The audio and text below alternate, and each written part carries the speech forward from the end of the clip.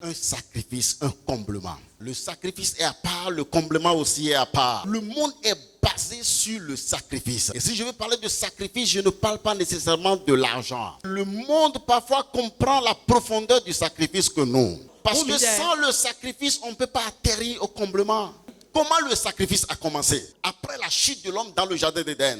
Le sacrifice a commencé parce que quand l'homme a chuté dans le jardin, l'homme est allé chercher des figuiers, c'est-à-dire des feuilles pour se couvrir. Mais Dieu, lui, a vu que ça ne peut pas durer. Et Dieu a choisi à demander à l'homme. Il a dit à l'homme de prendre la peau de l'animal. Comment on peut prendre la peau de l'animal sans l'avoir tué? C'est le jour-là, le sacrifice a commencé dans le jardin d'Éden. Et ce sacrifice a démontré que entre les feuilles d'un arbre et la peau d'un animal, il y a une différence. Donc si nous voulons avoir une durabilité dans le comblement, nous devons d'abord penser au sacrifice. Maintenant, le sacrifice peut amener les hommes et Dieu à changer d'avis. Pour être comblé, il faut nécessairement le sacrifice. Pour que certaines personnes soient comblées, elles doivent tout sacrifier encore pour apprendre certaines choses. Certaines personnes, pour être comblées, tu dois tout laisser encore et aller en apprentissage. Il y a certaines personnes qui sous-estiment les petits commencements. Ils disent que c'est difficile parce que c'est un petit commencement. Mais tout ce que nous voyons de grand dans ce monde n'a pas commencé grand. Comment quelqu'un peut grandir sans être petit? Quand nous évoluons